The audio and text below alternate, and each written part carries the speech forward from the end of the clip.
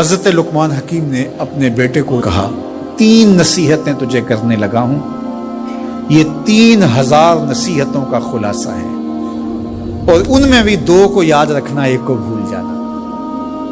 تو بیٹا ہمہ تنگوش ہو گیا، تو حضرت لقمان بولے جو نیکی کی ہے اس کو بھول جانا، جو نیکی کی ہے اس کو بھول جانا، اور موت کو اور اپنے رب کو یاد رکھنا۔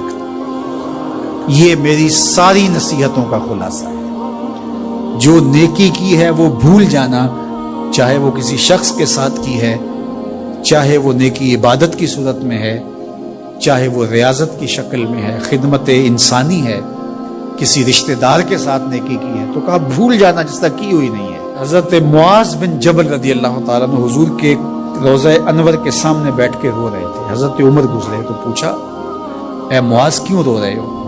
کہا صاحب مزار کا ایک فرمان یاد آیا جس نے رلا دیا۔ کہا وہ کیا فرمان ہے؟ کہا ایک دن حضور نے کہا تھا ادنا سی ریا بھی شرک ہے، تھوڑی سی ریاکاری بھی شرک ہے۔ اللہ صرف اس عمل کو قبول کرتا ہے جو محض اس کے لیے کیا جائے۔ تو نیکی خالص اللہ کے لیے کریں گے تو قابل قبول ہے۔ اللہ تعالیٰ غیرت والا ہے، وہ کسی اور کو اپنے ساتھ شریک ہونا پسند نہیں کرتا۔ تو جب بھی نیکی کرو، یہ سلس دین ہے، انما الاعمال بالنیات۔ اس حدیث کو علماء نے کہا ہے تیسرا حصہ دین کا اس میں ہے کہ اعمال کا دار و مدار نیتوں پہ ہے۔ نیت کا خالص ہونا شرط ہے، ورنہ محنت بھی کی، سجدے بھی کیے، خیراتیں بھی کی، سب کچھ کیا، لیکن نامہ اعمال میں 0 کو ہوگا۔ کیتی کتری پئی کھو محمد تے سکہ بنیا زردہ۔ تو ریاء سے بچنے کی تلقین کی گئی۔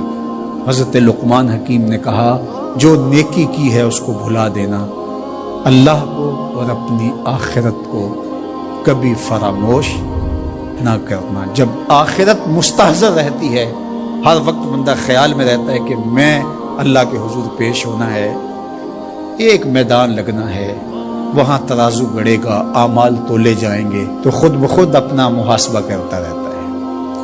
یہاں وہ کچہری خرید سکتا ہے، عدالتیں خریدی جا سکتی ہیں، تھانے یہاں بک جاتے ہیں، یہاں منصف بک جاتے ہیں، لیکن وہاں اللہ کی پولیس نہیں بکے گی، وہاں کے تفتیشی نہیں بکیں گے، وہاں کے تھانے، وہاں کی کچہریاں نہیں بکیں گی، وہاں ترازو پورا وزن تولے گا۔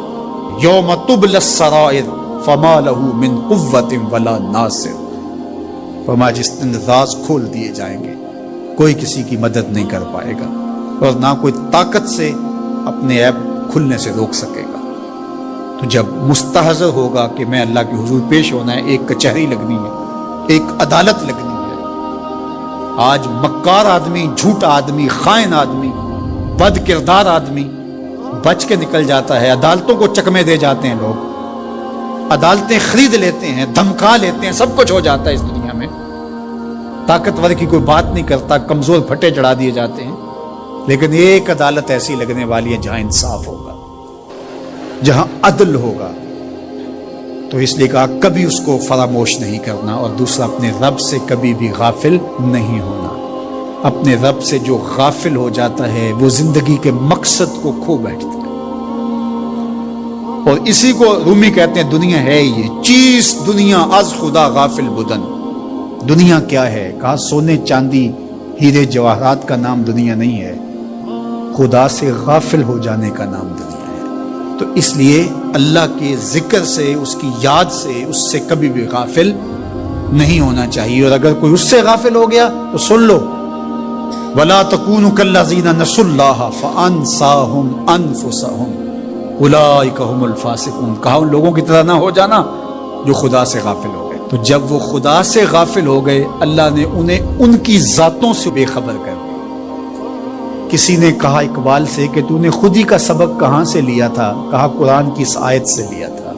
اور یہ بات ذہن میں بٹھا لیں، اپنے لیے بھی اور اپنی اولادوں کی طبع میں راسخ کریں جیسے بھی ہو سکے، کہ ایک چیز کو بھول جانا ہے، جو نیکی ہو گئی بھول گئے، اور اللہ کو بھی یاد رکھنا ہے اور آخرت کو بھی یاد رکھنا ہے۔ یہ چیز یاد رہ گئی تو سمجھ جاؤ خیر ہے، اور اگر یہ 2 چیزیں بھول گئیں اور جو بھولنے کی چیز ہے وہ یاد رہی تو سمجھو ہم نے اپنا سب کچھ لٹا دیا۔